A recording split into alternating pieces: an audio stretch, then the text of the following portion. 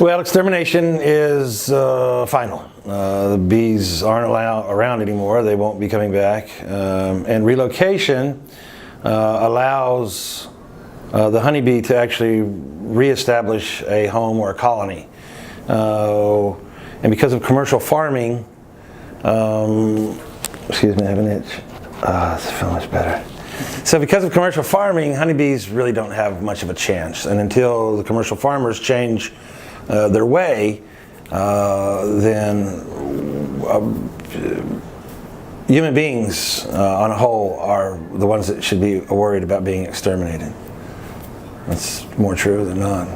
Well, so what we do, depending on which town we're in, we have little ranchitos, substations, whatever you want to call them, parcels of land, and we first take the bees to that piece of property, and then we feed them sugar water and fruit and herbs so that they can rebuild their hive. Because in the process of cutting out a beehive, you actually injure their home, or you help basically remodel their home from where it was into your box. And so they have to rebuild all the wax to retie their honeycomb into these frames, and that takes a lot of extra energy. So we give them the building blocks to do such, and then once they're reestablished in the boxes that we put them in, then we can move them to the next stage, which is more of their permanent home. So this last week I've been in San Antonio working at SeaWorld a lot, and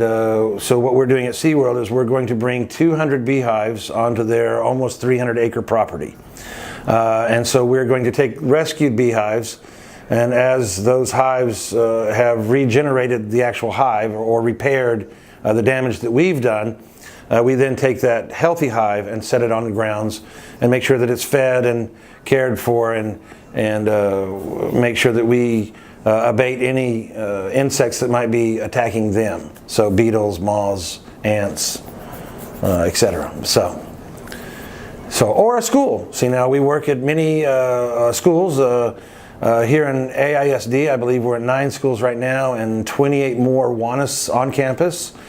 I believe in San Antonio there's 14 schools that want us to bring our program there. And what that means is that we bring somewhere between 3 and 5 beehives to the actual campus, the school grounds, and then the kids do the actual raising of the bees. So they put the bee suit on, and they open the beehives, and they see if anything's attacking the hive, and if the hive needs food, or if the hive needs pollen, or what the hive might need. And then they do the adjustment under the supervision of one of our instructors. And then they spin the honey, and they make little lip balms and other things from the wax, etc.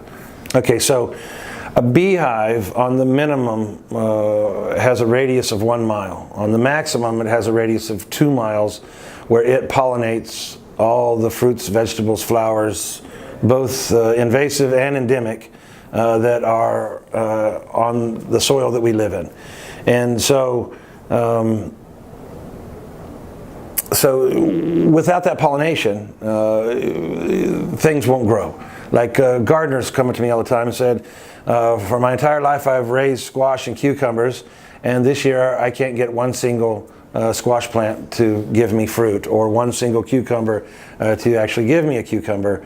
And then I'll ask them, how many bees have you seen in your garden this year? And they usually say none. And the reason why is because all the wild stuff, as we encroach upon their natural terrain and build our skyscrapers and houses and buildings and churches, etc., we destroy their habitat. And in the destroying of their habitat, they disappear. And so when they try to come back, they move into people's eaves and trees and stuff, and then people say, oh, that's a nuisance, I can't have that, and it scares me. And so they call people, and most of those people come out and actually exterminate. So the majority of the people that say that they're bee rescue groups, they show up and say, oh, these are African bees and you have to kill them, and we have to charge you much more money to kill them, which is total bullshit, because in the killing process it's about 10 minutes, in the rescuing process it's about 5 hours. So how does it cost more money to spend 15 minutes killing something when over a 5-hour period, you could have saved them. So it seems to me like the 5 hours is a much bigger cost. But they do fear. They usually go to the homeowner and say, after they've agitated or irritated the honeybees and put them in a defensive mode, they then come to the homeowner in their bee suit with bees all around them and say, hey, these are evil bees and we got to kill them. And the homeowner's like, oh, fuck yeah, let's kill them because they're scary. And so that's how the game's run and the scam's done. And so that's one of the things we fight against is the evil people out there that use fear and intimidation to actually exterminate a beehive, because that's all they're there to do in the first place.